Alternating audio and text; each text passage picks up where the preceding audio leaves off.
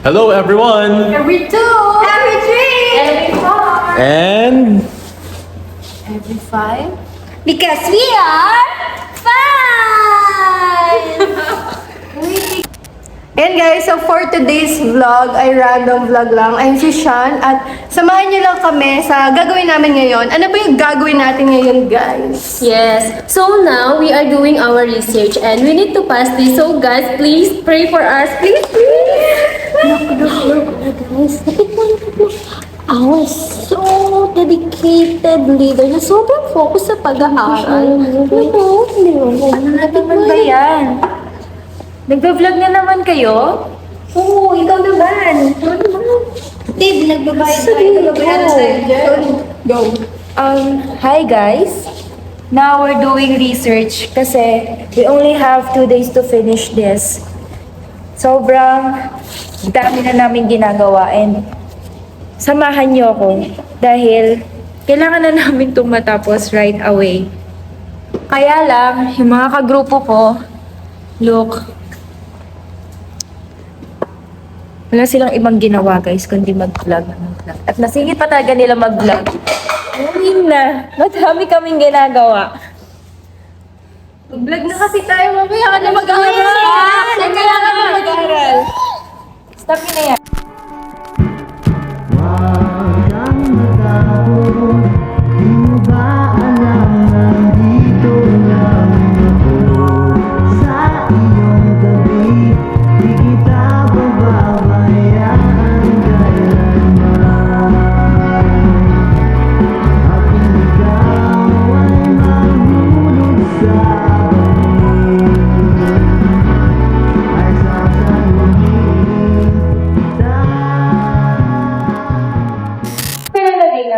Hello guys! Gabi na! Uy, kasi pag nag-stay... Ay, nako, kanina pa tayo gumagawa, wala naman tayong progress. ni Sir Enterprise daw kung Paggabi na rin. Tingin niyo ba matatapos na rin? Tatain na ako. Wait, matatapos na rin, no? Hindi ko alam. Kasi kung kanina, inulan niyo na tulungan ako dito, makakatapos tayo for Gutom na kami. Guys. Naisip niyo ba yung naisip ko? Naisip niyo? Naisip niyo? What if mag-AI na lang tayo? Lagi naman natin ginagawa. Are you serious? Oo, pwede naman. Hindi mo tayo na-detect niyan. Research itong ginagawa natin. Pag tayo bumagsak. Meron ng humanizer ngayon, di ba? Yung piliin na tayo. Para makawin na tayo. Sige na. Okay. Stop. Okay. Wala ko tayo. Let's do this.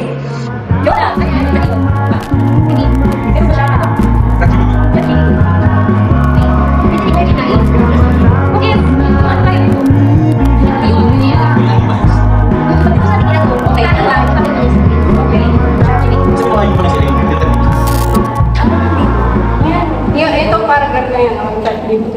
Copy and paste. Copy and paste. Okay.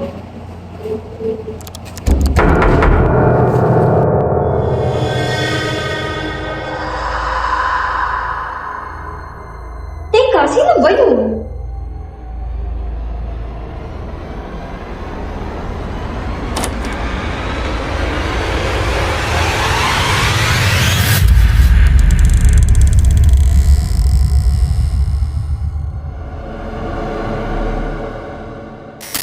Guys, may nakita kaming box. Guys, may nakita kaming box. Ewan ko kung love letter ba ito ni Missy or ano. Hindi namin alam kung ano yung laman ito. So, guys, tingnan nyo, tumutunog siya. Ay, pakinggan pala, pakinggan. Diba? So, ang challenge natin ngayon, Papa-challenge natin. yes, Ano naman? para sa mga viewers, ang challenge natin ay What's in the box challenge? Guys, hulaan nyo. Ayan o. Guys, ang makakahula, may prize. Comment down below. Comment down below. Ang makakahula ay may... Ano pa? Ano pwede natin yung dito na? Mamaya na! Ano pwede natin naman? Money. Ay, isang box ng Unilove.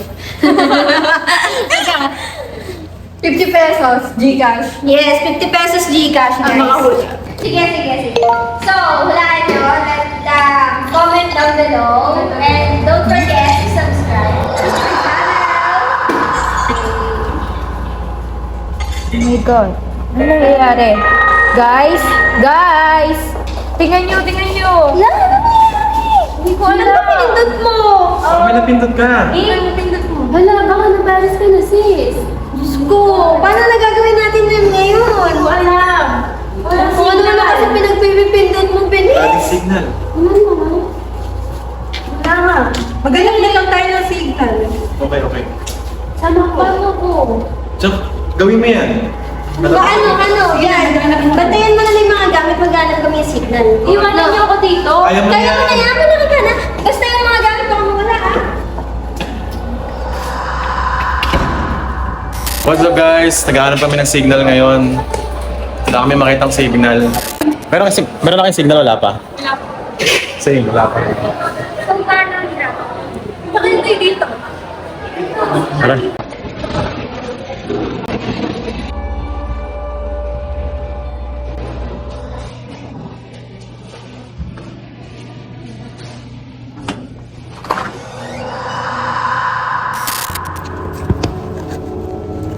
Hey guys. Iniwan nila akong mag-isa ngayon dito and hindi ko alam yung gagawin ko. Nasira yung laptop, nawala ng signal and all. Yung research namin, hindi ko na alam yung gagawin ko. Sinisisi nila ako. Hindi ko naman sinasadyang may mapindot. Kami dito na yung signal, guys. Paano dyan na yung signal? Ready nyo na yung mga phones nyo para mag-switch kayo. Ito na. Papasok na ako. Switch nyo na yung signal. Ilan na kayo? Lalo kung dati. Kung may signal. Uy! Yun naman. Video ko yun. Ikaw yun. Siguro maghanap muna tayo ng signal. Baka somewhere dito is may signal. We don't know. Pero para sure.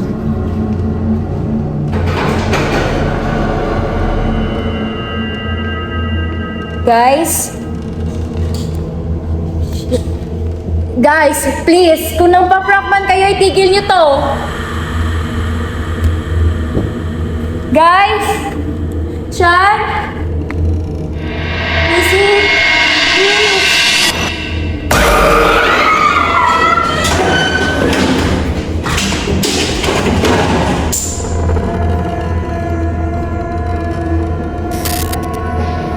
Guys, umuwi na tayo.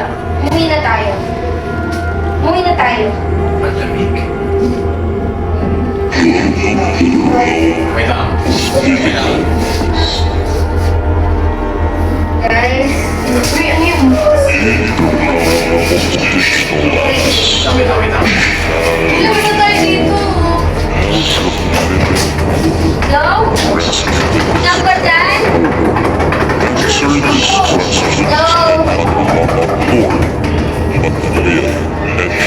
Ano nagagalit mo? Pakinggan niyo mo yung sinasabi. Focus your minds and listen with ear. The questions will appear on the walls each day. Look for the words that flow with every light and answer the questions the rest of the day before it's too late tonight. Answer the questions. Para? 5 questions, 5 chances to prove your knowledge and your each. Gusto ko umuwi kasi answer yung questions na yun. Necessary here. Behind the sticky and darkness Hindi is pa kasi nakaisip na pumasok dito. Oo. Mamaya na kayo magsisimula. the Magsisimula tayo. the shadows scream. Will you answer or will you silently leave? The choice is yours.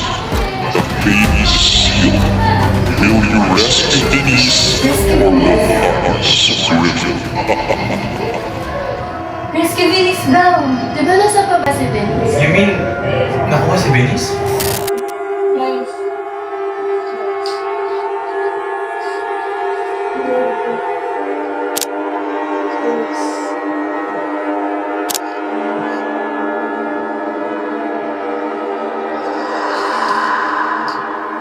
Hanapin na natin yung question. Nakita ko. Ayan! Ayan, first question yan.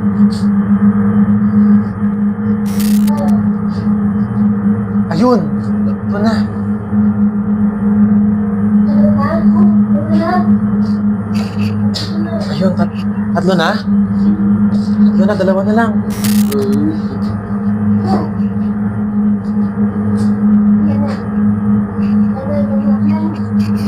Dalawa na. At nandiyan lang kayo pa isa. Apat na, isa na lang.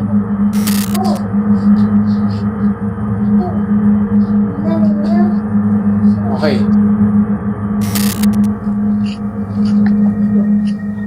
Okay, question number 1. What led you to enter this realm of digital despair? Enter. Enter. Nasa Enter ang sagot? Hindi. Sabi, what led you to enter this realm of digital despair? Ibig sabihin, nakapasok tayo sa isang realm. Digital. Digital? Digital. Hindi kaya dahil nakahanap natin sa Hindi ko kasi over-reliance tayo sa technology. Bakit? Tapos yung dahil sobra tayong nakadepende sa natin. Dahil sa ginagawa natin kanina. Akala ko napapanood ko lang sa movie to. Parang di natin kayang mabuhay ng walang cellphone. Tapos nag-AI pa tayo. Yung nga natin number 2.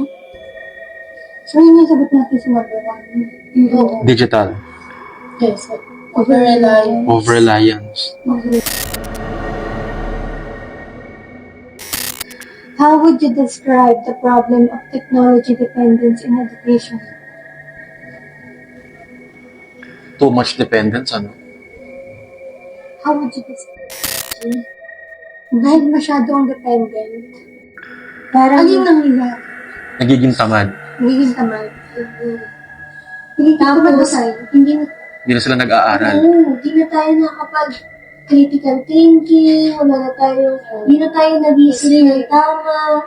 Nakadepende tayo sa technology. Parang lahat pinapagawa na natin sa technology. Correct. Ano yung ginagawa? Yes.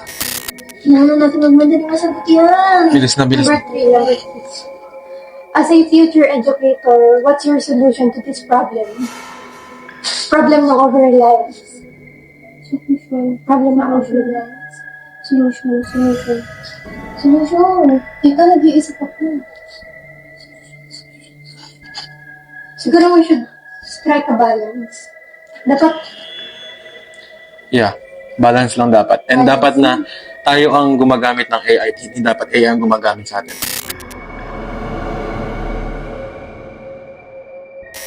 Okay, yun. 4. Number 4.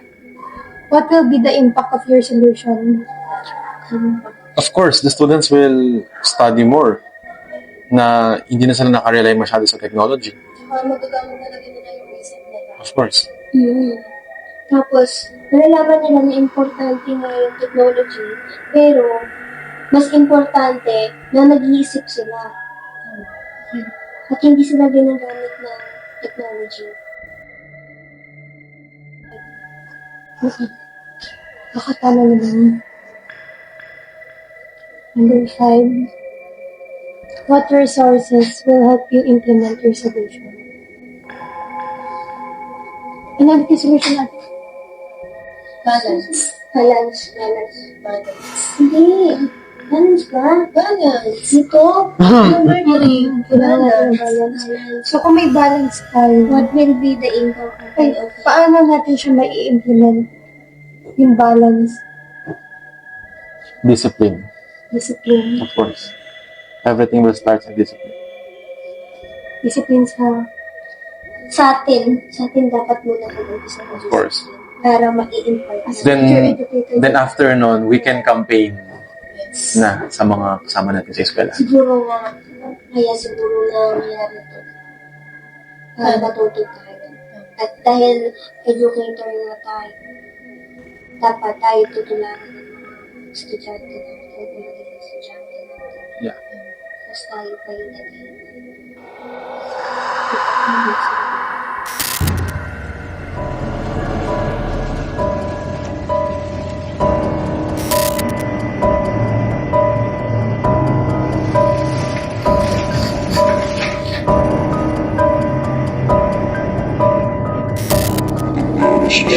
digital madness. Shadows reign. You've escaped the past, but the dangers still remain. The realms full of threats, both seen and unseen. Find the lesson learned, and make your path clear.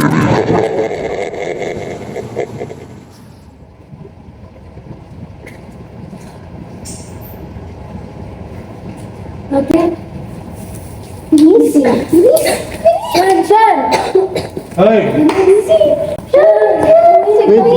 Wait lang. Umuwi na tayo, please. Umuwi ka lang, please. Umuwi na tayo, please.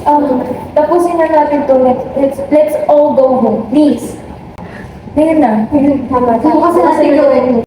No. I can't do this anymore. Let's go home. Let's go.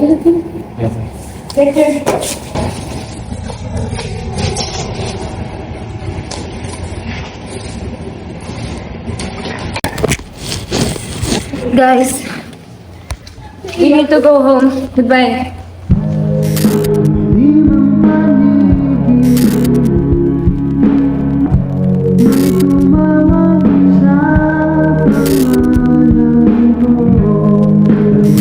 All things have limits.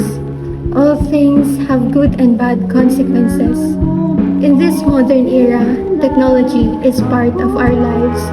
It's a double-edged sword, bringing us convenience and connectivity, but also isolation and destruction.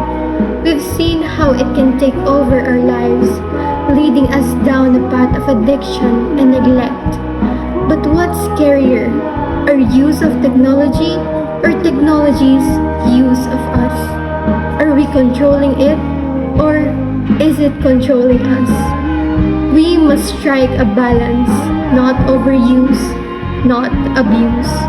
Let's use technology wisely for our benefit, not our detriment. So, what's your take on this? Are you using technology wisely? Are you in control, or are you being controlled?